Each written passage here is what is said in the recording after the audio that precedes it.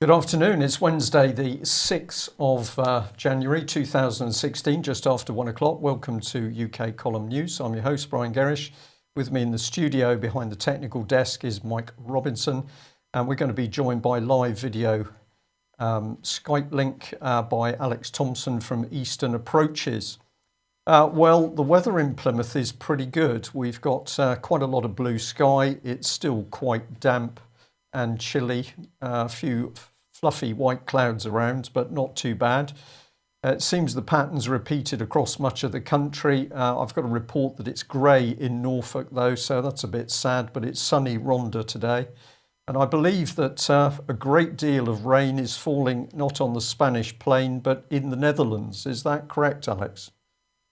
That's true, Brian, but only in the southern two-thirds of the country. Unusually, the top third of the Netherlands is frozen and snowy and icy, and the kids have got a day off school up in Groningen today, where the gas fields are, and they're skating down the roads.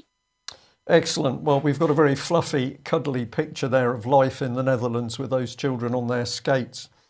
Well, where are we going to start today? We are going to start on the subject of EastEnders. I didn't think that UK Column would ever do that, but I think this is very worthwhile reporting on what is a very tragic subject. So the newspapers are reporting, first of all, that this lady, Shaun Blake, one of the key characters from EastEnders, was missing with her two children. It then turns out that a police forensic investigation has found what is still to be formally identified, I believe, but her body and the body of her two children in the back garden of her London home. Now, there's already some controversy over this story because former detectives are pointing a finger at Scotland Yard and asking why there was a delay of about 18 days before the police started to carry out basic forensics at her house. This is after her partner, Arthur Simpson-Kent, reported her missing. He subsequently went missing, but the police failed to take any action. And then when they got involved, they suddenly discovered bodies in the garden. This is a picture of the partner here, and we've got the words of Detective Superintendent Paul Monk, who's basically say that the police are asking for anybody who's got any information on the whereabouts of this man or indeed on the last movements of Shaun Blake herself. The reason we've picked up on this story quite strongly is because this particular lady came out with some very, very important words. We've labelled it here, fiction versus reality, the sheer power of BBC mind programming and propaganda, in the words of Frankie Pierre. That was Shaun Blake's EastEnders name. Well, she did quite a few episodes, 56 in total, but she left after being inundated with hate mail from viewers who took a dislike to her character, in which she was known for her keenness in seducing men already in relationships. But these are the words of this lady, and I think they're very, very powerful indeed. She said viewers struggled to separate her from her character. And the UK Column comment is, if we remember what EastEnders has consisted of, family viewing with hate, anger, affairs, family breakups, fights, kidnaps, criminal caesarean sections, murder, burying people alive, paedophilia and death, all imprinted in people's minds as entertainment. And it's taken one of the actors themselves to say that this stuff is so powerful, people cannot separate fact from fiction. This, in my opinion, must be extremely dangerous stuff. Alex, a quick comment. A friend remarked to me recently that Britain only had world-class exports in one category anymore, and that was soaps, or two if you separate soaps from reality TV. I'm afraid we have this inflated view of the BBC and its quality, but what really sells well abroad is the junk and the dross. There's not even many nature programmes anymore. Certainly on the continent, they watch BBC to get up on their swearing and Cockney slang. That's what the Dutch have done for a generation or more. That's why they all sound like Londoners if you talk to them. They're not really interested in BBC journalistic output. It's just the lowest common denominator that they want.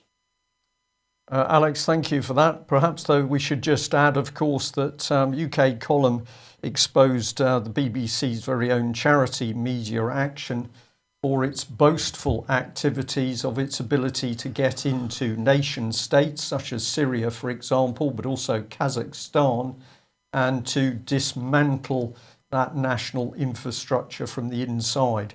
And in Kazakhstan, of course, the BBC used a soap opera in order to change personal views, values. So very dangerous stuff. And, well, it's taken that EastEnders actress to point out the real danger of her own programme. But Mike, if we've got tragedy in EastEnders, apparently Obama is feeling a bit tragic. He's certainly looking a bit tragic, and I'm sure everybody's seen the video footage of Obama apparently in tears. I find it incredible that anybody can appear to be crying while still maintaining eyes of steel. But there you go.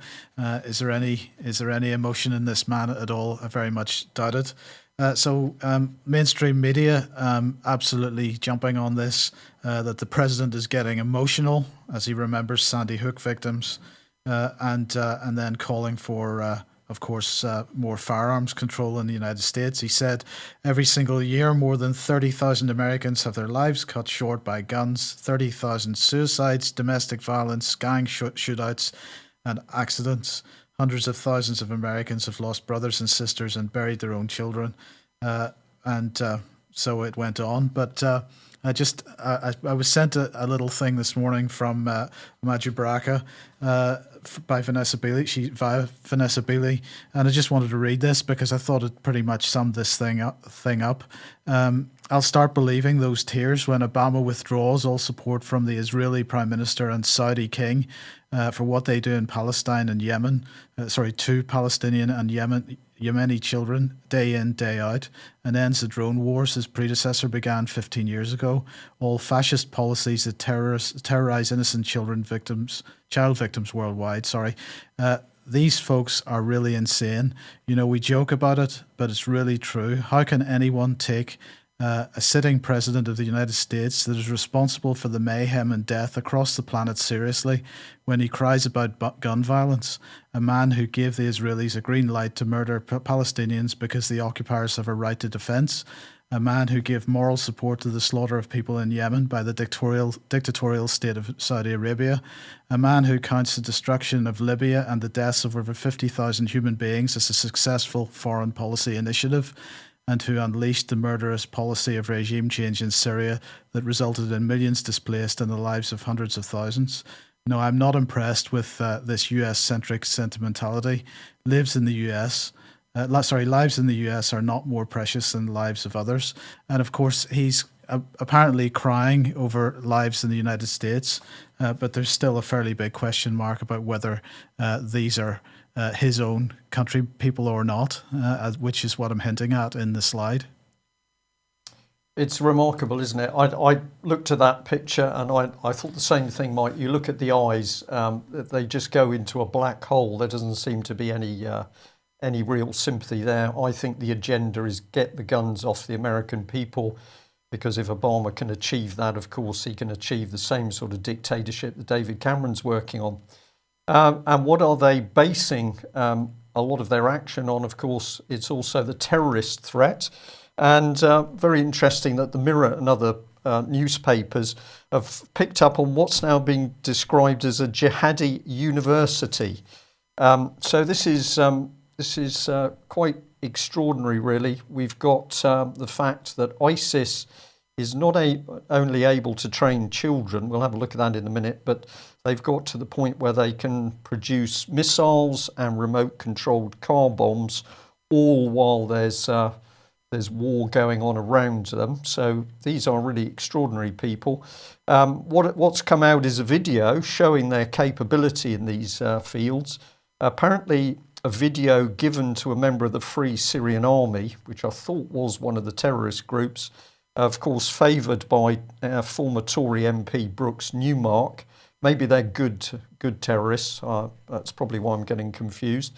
But they produce a training video about all the things they're doing, including creating ground-to-air missiles, wonderful battery technology, remote-controlled cars, and it's validated by this gentleman, very brave ex-army major, involved in bomb disposal for many years. But it's his name that seems to be paraded around to authenticate this video as a real video, where there seems to be a lot of questions to be asked. Mike, I know you've only had a brief look at this, but do you want to give us a little bit of comment? Well, of course, it's even worse. It wasn't just a remote control car, it was a self-driving car. So what we're talking about is something that the biggest Western corporations are spending millions and millions of pounds on, and yet ISIS appears to be able to do this in, as you say, in Raqqa with the bombs falling around them. So, there are many, many questions over this. As you say, Major Hunter being rolled out to validate the video, but where did the video actually come from? Did it come from Raqqa? Are these really ISIS terrorists, or what are they, in fact? We don't really know. It's just what we're told. So I think this one stinks, Brian. Okay, well, let's just remind ourselves that if they've got a jihadi university, they've done extremely well, because it was only last year that actually they were dealing in kindergarten stuff. Shocking ISIS video shows gleeful young boy being trained in the art of warfare. So in a war-torn country, complete chaos, violence, death, ISIS is so capable they can not only get in and train the youngsters, but they can set up a university. This was part of the caption at the time, but far from an innocent children's game, this is yet more evidence of the shocking reality of life under the Islamic State in Syria. Well, my goodness, if we use a bit of really black humour, perhaps we need these people to come and sort education out in UK, because they can do these things in a war-torn environment that Conservative and Labour MPs can't achieve in peaceful Britain. But also in 2014, others were warning about what was going on, in fact, almost boasting about it. Who was behind this website? Who is behind the reports? We're still not getting any concrete information. And I believe it was a Sky journalist who was miraculously given this latest jihadist university video.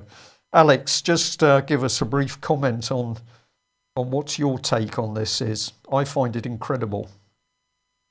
I think that's the word I would use as well, Brian. And certainly when bombs are raining around you, if you're a classic insurgent Islamist movement like the ones that have been there in the Gaza Strip for decades, your first priority is to set up tunnels, bunkers, and other types of command centres. This is all allegedly happening at ground level, while the strike fighters of how many nations bomb Raqqa? We've got Russia, France, the US, the UK allegedly, although we don't seem to have done any damage, according to the press this week, and I believe other NATO nations, and I think even the Australians have been in there. So how on earth at ground level they're able to do this kind of sophisticated planning is beyond me. Right, maybe a bit of artistic license. But Mike, one of the results of course, the Islamist threat is that we've got a clampdown in Europe, UK and Europe, and you're picking up here on what's happening in Holland at the moment. Well, as we know, most Western governments at the moment really demanding that various companies that are providing encryption technology provide them with backdoors so they can gain access to that.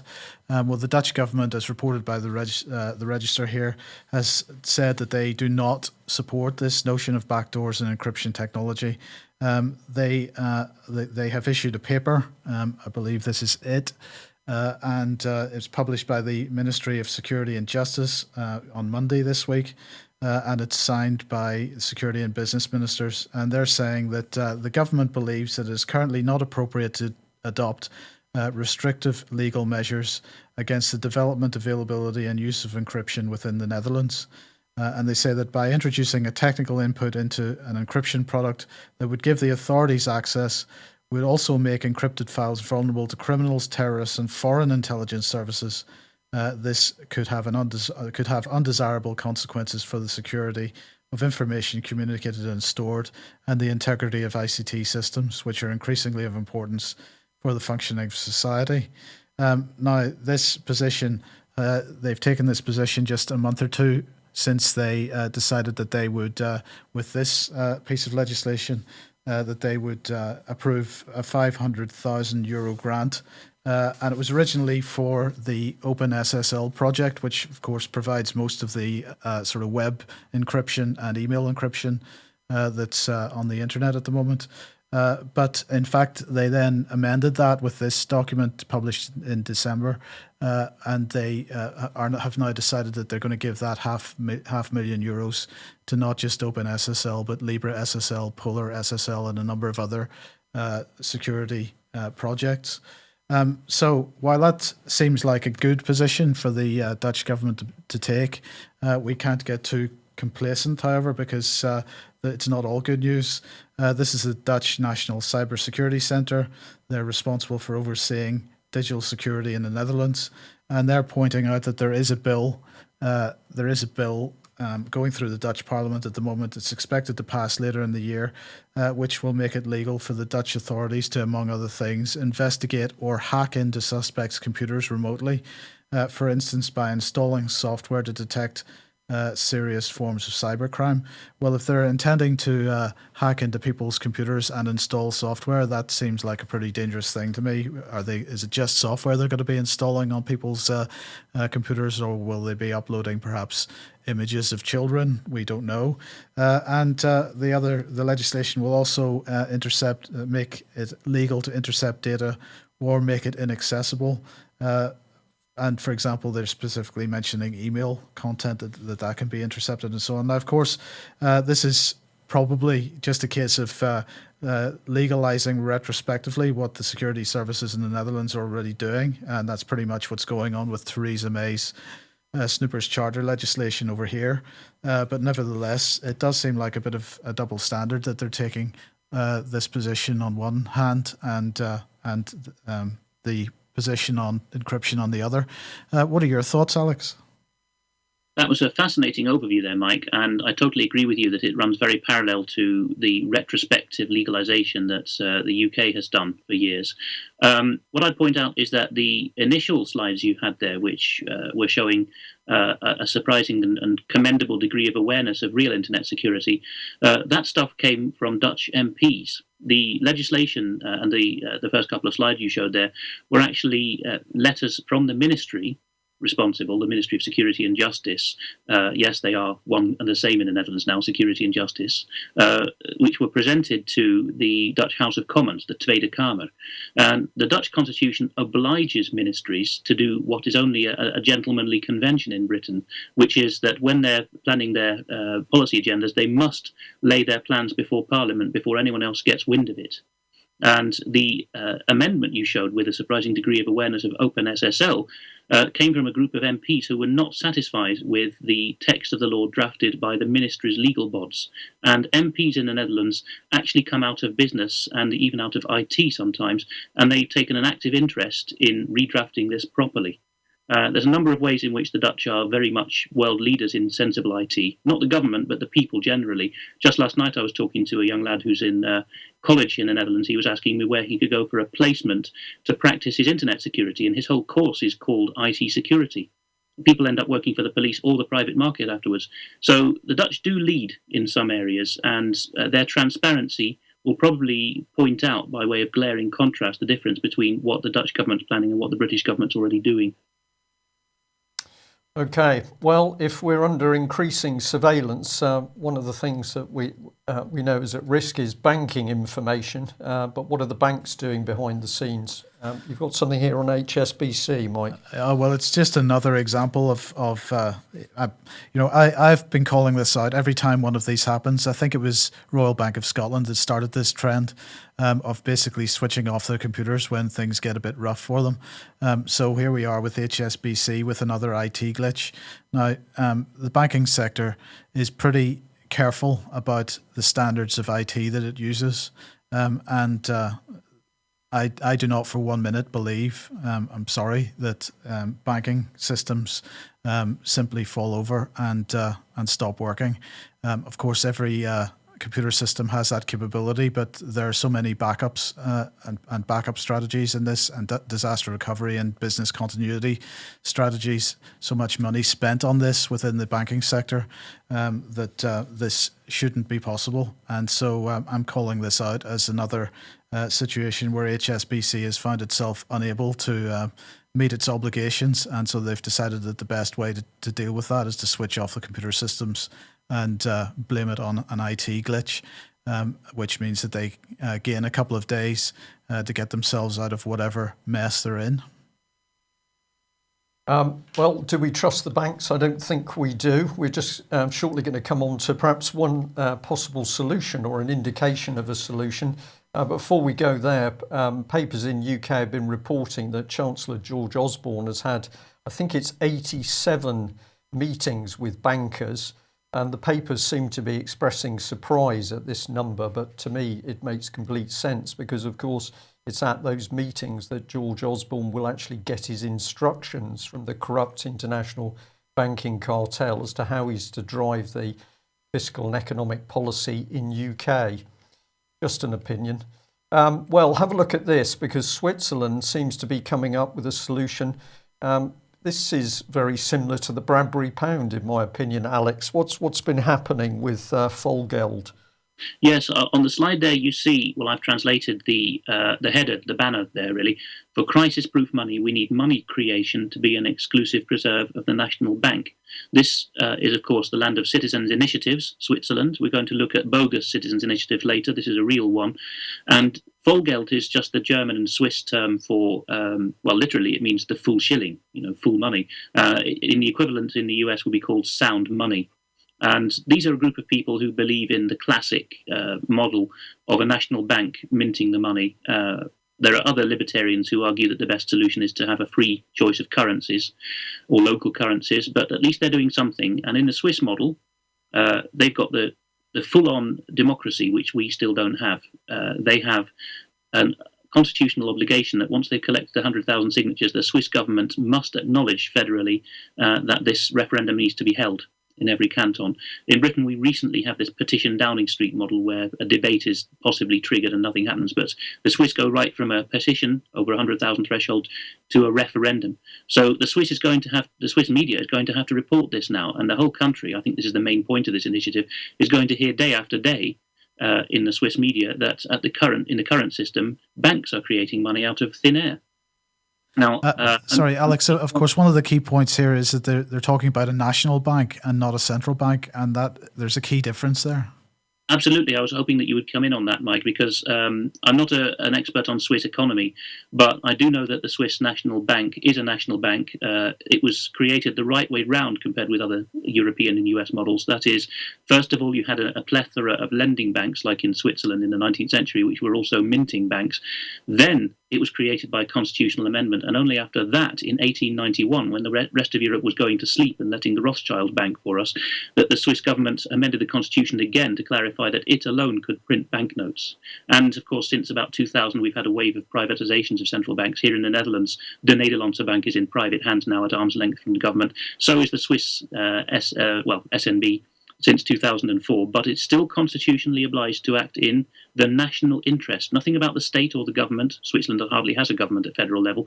It doesn't even have a president. It has a collective of 7 councillors. But they are obliged to act in the national interest. That's the key difference. Okay, well, we're going to say over the coming weeks, we are going to be very heavily on the case of the Bradbury pound. That's being followed up by Justin Walker from the British Constitution Group, and the view of the British Constitution Group and UK column is still very much that a reissuance of the Bradbury pound could make an instant change in the economic well-being, as they say, of UK. And of course, this is the reason why David Cameron's government simply refused to talk about the Bradbury pound. But more on that in due course. We're all to be terrified and fearful of terrorists attacking us and murdering us in our beds, whether we're in UK or Europe, Netherlands or Brussels. And Alex, you've got this amazing story of what's been happening in Brussels while we've been facing a terrorist threat. Yes. This is from Belgium. What's this one about? Doesn't that soldier look natty with his dinky beret and flat jacket? And oh, look there, some Christmas shopping for the missus. Now, you wouldn't believe it, but there's still soldiers festooned all over Brussels. Whenever you go around Brussels, you see them standing on street corners in pairs like this. And if you remember before Christmas, I showed you an honest photographer showing how with tricks of the light and depth of focus, he could make a crowded shopping street seem deserted because of a terrorist threat and vice versa. And the armoured personnel carriers were out. And these guys are still there. And in the run-up to Christmas, this chap was photographed, I think, just by a regular visitor to Brussels and stuck up on social media with him dangling a Christmas shopping behind him. Obviously, the army suspended him, and the strange thing is the Belgian populace rose up and said, no, let the lad shop. They don't seem to see any discrepancy here between the alleged red alert for terrorism and the fact that he's pausing during his squaddy rounds to go and shop in Belgian equivalent of Selfridges. Okay, but it gets worse because you also found this one. Yes, the Belgians are known for their hot-bloodedness in some regards, and here in the French language Belgian media piece, the last one was Dutch language, which shows a bit of a difference really. The Dutch-speaking Belgians are focused on matters of public order, and the French-speaking Belgians are more obsessed with sexuality. Here you have a headline about an orgy between soldiers and policewomen at the police station during the red alert before Christmas. It's not a vague allegation. They've named the district and the police station where this allegedly happened. They said it happened after 10 p.m. one evening when 8 soldiers out of the contingent who were based in the police station got it on with 2 policewomen, with more cheering them on by all accounts.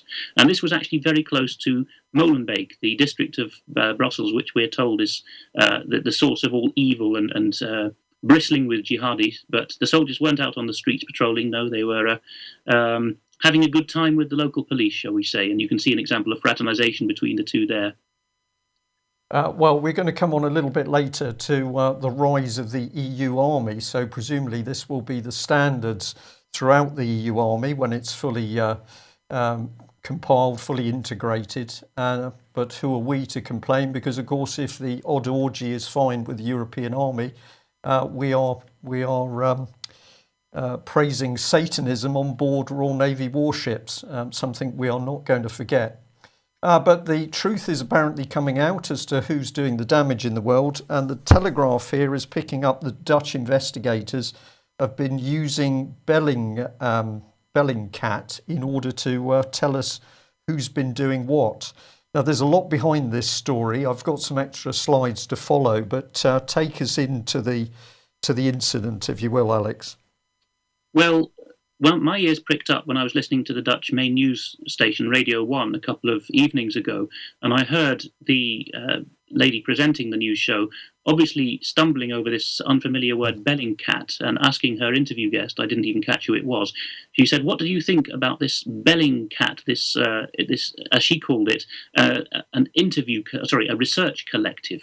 And the chap who sounded like a semi-government type was saying, I'm very glad that they've come up with this. And so I looked into it, and here you are, Bellingcat Citizens Journalist Initiative, as they call themselves, have apparently found up to 20 Russians on social media who, quote, may know something about the movement of the weapons, the Buk that shot down MH17 last year. And I noticed that as well as being called a research collective in Dutch, a very formal name, it's usually described by itself and others in English as a citizens journalist group or a citizens journalist initiative.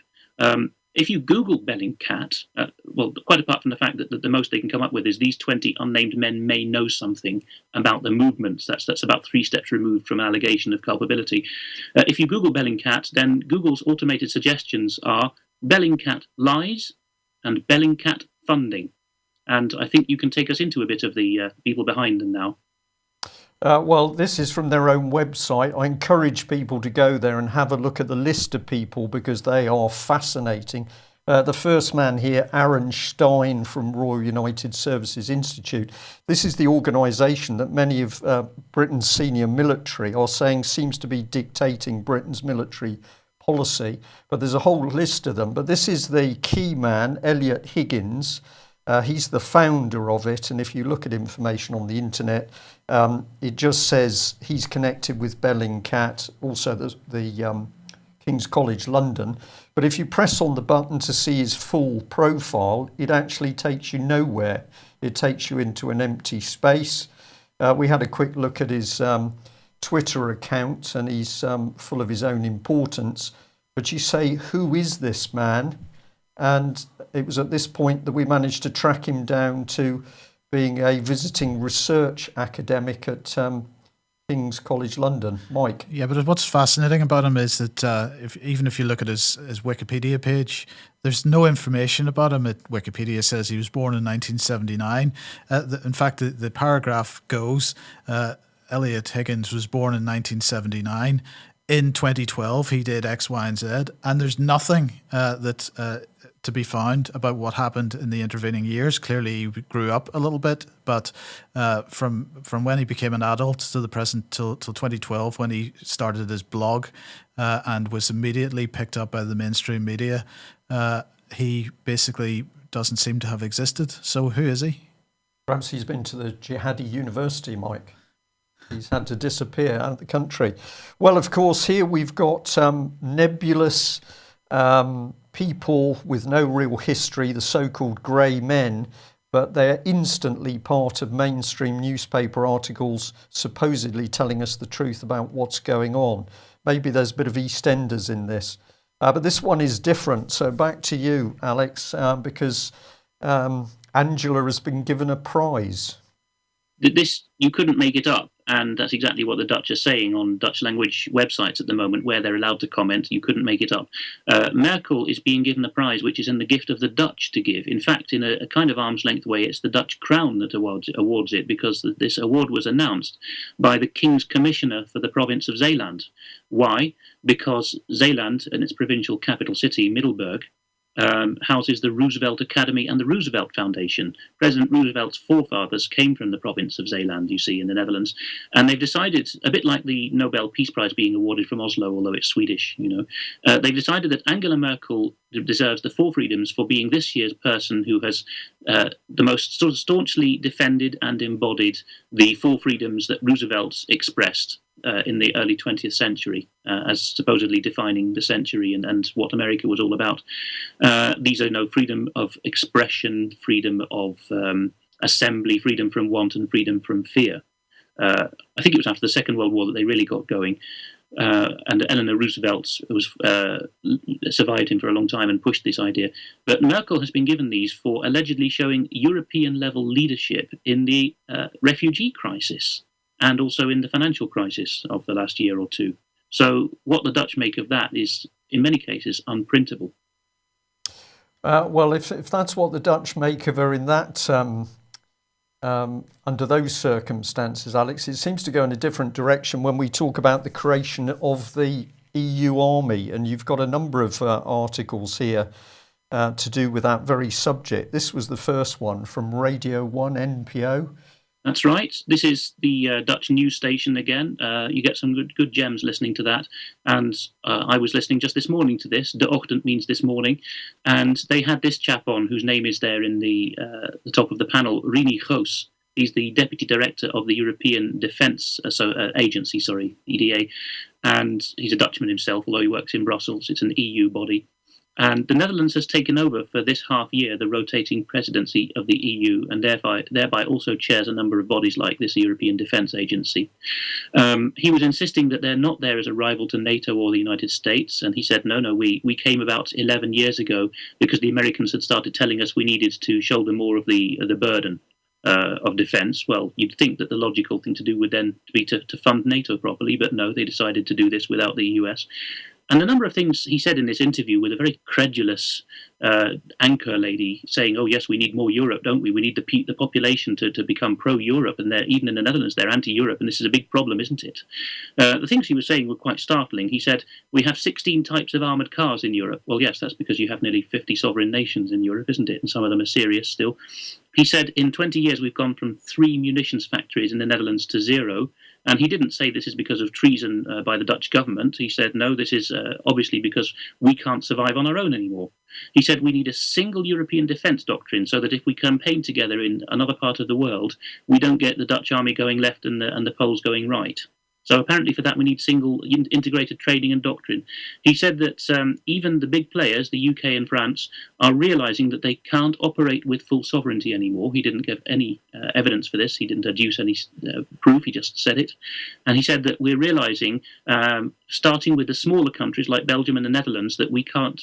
We better have pooled sovereignty than none at all. Those are the two choices. You see the false dichotomy: pooled sovereignty or lose it all. To whom, I don't know.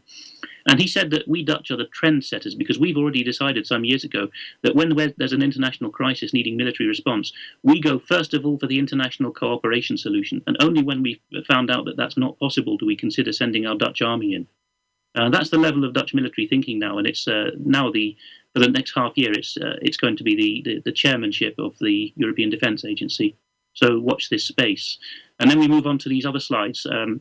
Harry Beckhoff, who recently passed away, aged 101 or so, I believe, drew people's attention to this. Now, he had a particular narrow view, specific view of the end times and prophecy, so not even all Christians would share his views, but at least his views switched him on to what was happening and nobody else was reporting it. Here you have a Boston outlet in America, The Trumpet, showing Ursula von der Leyen, the female civilian German defense minister, and Mrs. Plasgaard, the Dutch civilian female defense minister, at a ceremony in which the colonel, the hard nuts of the Dutch army, the paras, officially joined the German army. Yes, you've heard that correct. You can see it there. They're swearing on a German flag. For this to happen in the Netherlands, which was brutally occupied by the Nazis, is just incredible. There's a lad in our church who is an armoured infantry. I think he's an NCO grade, and he goes off twice a year and trains with the Germans in Germany and doesn't see anything wrong with that. It's bizarre, isn't it?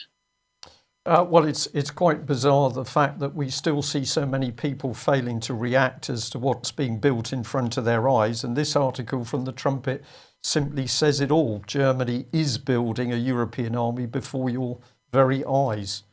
It reminds me of the capitulation that happened in 38, 39, 40 in the Netherlands before the May 1940 Blitzkrieg. What happened was that there was a patriotic non-Nazi German officer called Hans Oster.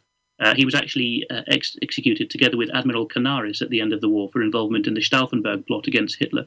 Hans Oster tipped off his chum, who was Dutch military attaché in Berlin. He was really at the heart of things. He was called Bert Sass, S-A-S, that Benelux was going to be invaded. And this was passed on to the Dutch crown.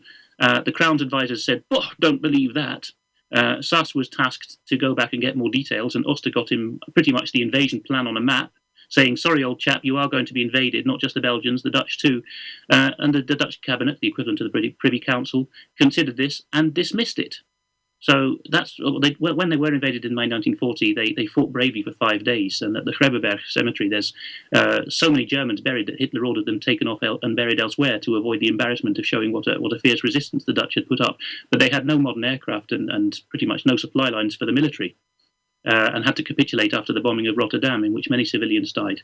So a long history of this. And in fact, when the war broke out, the Dutch Prime Minister, who was supposedly a staunch Protestant and had his support among the Protestant churchgoers, he was called Hendrikus Colijn. He actually published a pamphlet after the Blitzkrieg in May 1940 called Living on the Border of Two Worlds, or the Boundary of Two Worlds, in which he said, well, we're proud Dutch, but we just have to accept that the Germans are going to dominate us forever, and that's the end of it. There's unfortunately these two strands in Dutch thinking, allow the Germans to do whatever they want, and on the other hand, pretend to be independent and sophisticated and whatnot. So it's dangerous thinking. It's underdog defeatist thinking, and if we're not careful, it will dominate Britain as well. Alex, thank you for that. I'll just add to that many years ago, back in 1987, when I had the pleasure of serving with the Dutch Navy in Den Helder, of course, one of the things that was going on there was the development of their new frigates with the complete command and control systems and the weapon systems. And that was being done very, very successfully by in-house Dutch technical expertise. So it seems remarkable how all of that in-house capability is no longer available, is not good enough. I think this is another lie. But if we're having trouble in UK, we need look no further than the quality of our MPs. Many people sent us in this article from the Mirror and other newspapers because they just couldn't believe it. Here was a bridge down in Cumbria as a result of the floods. The local Tory MP Rory Stewart and the Transport Secretary Patrick McLaughlin turned up to meet residents, but they turned up on the wrong side of the river. So the public were on one side looking at these idiots on the other side.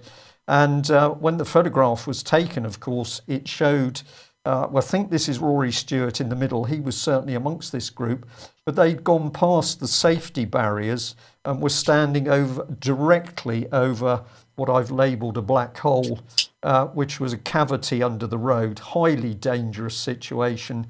But these, and I am going to use the word idiot again, these idiots were unable to navigate in their own local area to meet local residents. Well, this is the reason why. This is the local MP, known as Florence of Arabia, Rory Stewart, Florence of Arabia in Westminster. He boasted that he was able to navigate on his own all over Afghanistan, but apparently he has a problem navigating in his own backyard. Former governor, deputy governor in Iraq. We wonder why Iraq's in such a mess. Well, a bit of black humour interlude there. Back to you, Alex, on just a number of topics, but this one on the Asian community. Yes, for years and years there has been this Association of Southeast Asian Nations. The acronym there is ASEAN. So it's a 10-member Southeast Asian bloc. It used to be about trade, if this is starting to sound familiar. And now they've decided that ASEAN, the Association of Southeast Asian Nations, is going to be rebranded, has been as of New Year's Eve when they signed this. And it's going to have 3 pillars, those 3 colours at the bottom there, you see. The blue one is economic, it's rather small type, but if I remember, it's economic there.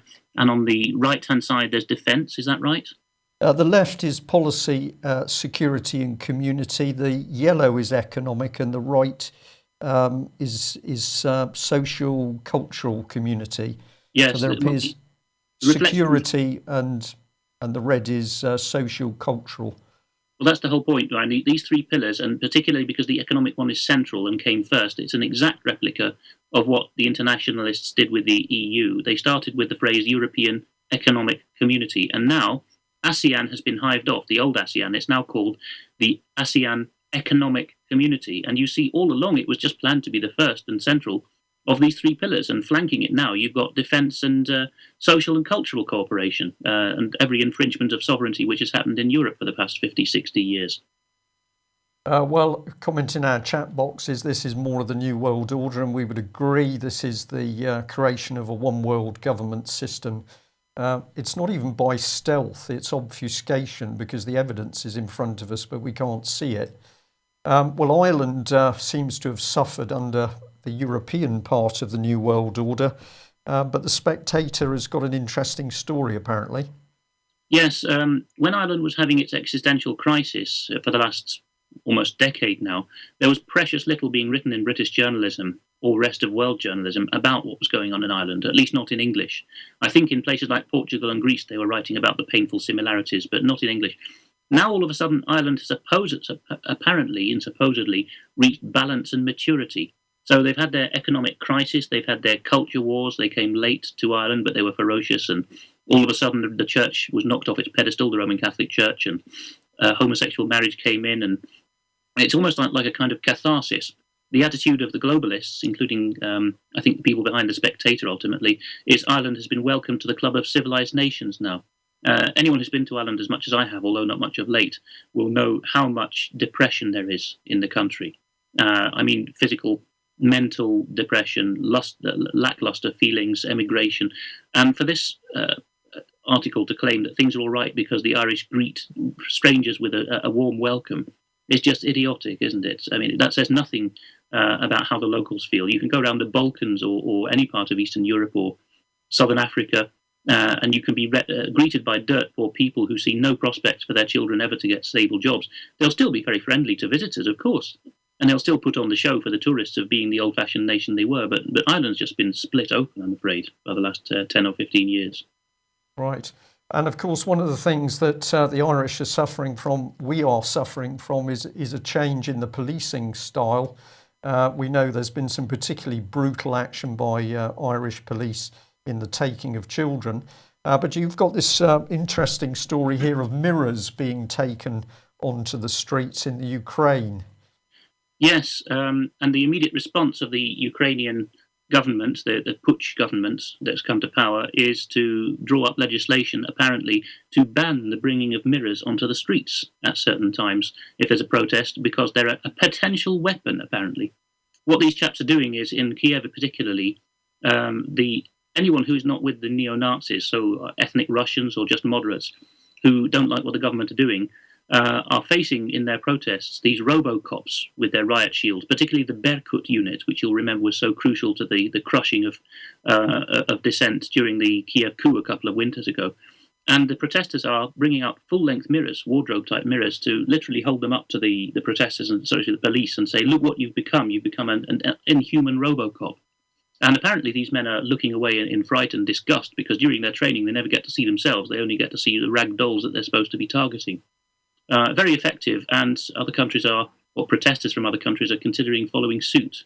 I dare say if you did it in the US, you'd be shot, and you may be tasered if you did it in London. I don't know. Okay, right. Well, we'll just end on we're going to end on a book, but we'll bring this one in because I think it's important. Children taken in Norway. Many people who think the brutal action by social services in this country is limited to this country. Of course, that's not true. It's going on in Norway, Sweden, and other European countries. There is a pan-European political policy agenda driving it. And this one you've picked up on children being taken away from Christian parents in Norway. Yes, I've noticed. I've actually translated material for a professor of criminology in Belgium who came away from Norway on his visit of European prison systems, shocked in the Norwegians' belief that they didn't need to have human rights people looking at Norway because Norway was human rights and abuses happen abroad. And of course we follow the rule of law because we're Norwegians, don't you know? And this is an example of that. The Barnevernet, the children's welfare agency, has actually taken these children away on a tip-off by the school headmaster, who said, "Oh, these children have been taught that people are sinners and need to be reconciled to God. They're being so psychologically abused. You must take them away." Barnevernet duly did so. Because they're Romanians and have church support and international friends, this became more of an issue than it would have been with just a Norwegian couple. Thank God.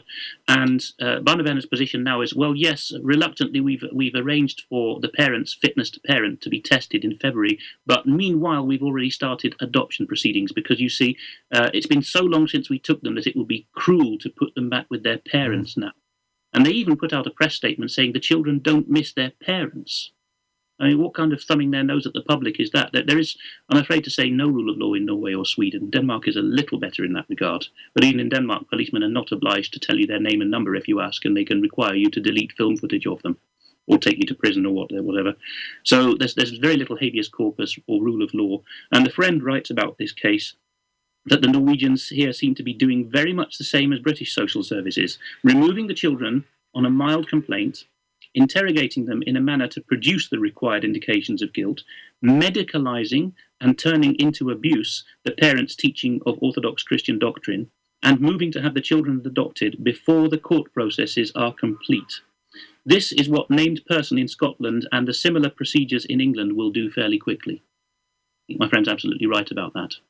Right, and I think one of the things that we need to be doing is to carry on investigating what is driving this horrific change in the way people behave in social services, from compassion and love and kindness, helping families, to the fact that they have become these cold calculating agents of the state. More on that in the coming weeks. Very quickly, because we're right on the stops for time, Alex, we'll give you more opportunity in the future if you want to do more, but you were keen to mention this book, Truth is a Lonely Warrior. Yes, I've decided that I want to encourage people to start reading who are watching our news, because I'm afraid to say that compared with the American or German or French sister movements that we have, a lot of people who watch us and meet in British alternative media meetups are not very well informed, I have to say. They've perhaps been reading the wrong material often or too narrowly. So I'm going to just try to recommend a book every time. And it's not really a full book review, just to mention the book. Here's the book and its author. And he was originally intending to entitle it How Satan Rules the World, which is quite a telling title, but he was told that it would put non-Christians off, so he's changed the title. There he is. He's called James Perloff. There's a website about him, jamesperloff.com, and the About tab will tell you about him. He's a former hippie turned truth seeker. His background is broad in English literature and in nursing. He's also written Christian apologetics books, but this book is not argumentative or Christian focused. It's factual. And there's some context here. Yes. Sorry about the plainness of the slides. I'll try to do something about that in future. But anyway, he says, in his own words, my 2013 book, Truth is a Lonely Warrior, is a culmination of my efforts, which is 30 years worth, an attempt to provide people with a comprehensive yet concise history of the deliberate maneuverings, political, financial, ideological, and technological, that are bringing our whole world to the brink of disaster. And then if we go on, the book has... Yes. These are the 22 chapters, evil through banking to wars and culture. But they're very broad. The bottom link there on YouTube is him presenting it. You can follow that link or just go to YouTube and type in Truth is a Lonely Warrior, and he talks you through it chapter by chapter. He traces evil, whether or not you believe that evil is called Satan. He says that evil has an organization and a personal nature, so I think all of us agree on that. He traces it through banking to wars and culture, including, for example, the Beatles. Very interesting to British readers. It's solid stuff. It's full of economic detail and media literacy. Perhaps we can go back to the slide there. We seem to have gone through them all. All right. Shortcomings. No, back to the previous one, if we could. A couple more. There we are. That's the 22 chapters. Yes, it has 5 appendices, including one on his own life story. Okay, the next one, thanks, please. The main point I wanted to make there is it's full of detail. Unique angles of the book. It has contextual remarks, which are interesting to believers, but they don't detract from the facts for unbelievers. He anticipates in this very 17th century way the objections of the reader and responds to them. So it's very useful for talking to others as well. People who say, oh, come on, you don't really believe that, do you? He's done a huge amount of background reading and works it into his book unobtrusively. Just chapter 1 alone, which is called 6 Wars, contains details about the Cuban-American War, also the Spanish-American War, both world wars, Korea, Vietnam, and Iraq, that most of the awake people don't even know. And he lists at the beginning of the book several rare early 20th century sources. Those are unique angles. And next slide, please. A couple of shortcomings, to be fair. It's a somewhat chatty American style, but not annoyingly so. And there's not much detail on developments outside the US, but then at least it has a big scope. So, and most of the world order started in the US, so that's worth it. And then there's not many books that are similar. That's okay.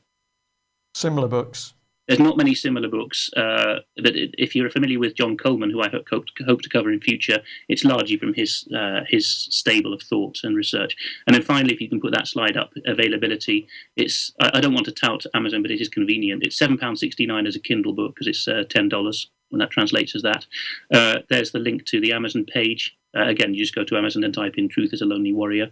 There's the ISBN number in full for you. And if you want to order a paperback edition from Amazon or anyone else, it's a little over £10. Well worth it. If you've never read a book about the history of deception and the New World Order, this is a very good place to start. It's accessible to a wide range of levels. The intelligent and well-read will not be bored by it. The newcomer will not be put off by it. It's very well pitched. And the chap is, I would say, one of the most solid authors I've come across.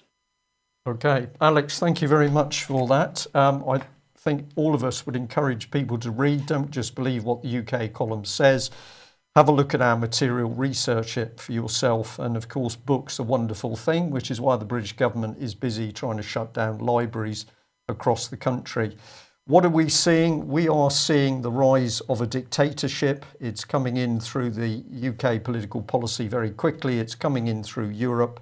We're seeing that formation of the EU army, a surveillance state in Britain. And of course, we mentioned Ian Crane yesterday, picked up at Exeter Airport. What is his crime? What was his crime? According to David Cameron, you've been sticking your nose into fracking. So these are dangerous times. Our children are not safe. And of course, if you're a policeman or woman, your children are also not safe as the state thinks it has power over all children. Can we do something about it? Certainly inform ourselves, find out what's really happening, warn other people, and join with others, work together. This is very, very important. We can't do it alone, but we can do it once millions of people start to speak out and say, not in our name. Thanks very much for joining us. We'll be back same time tomorrow. Bye-bye.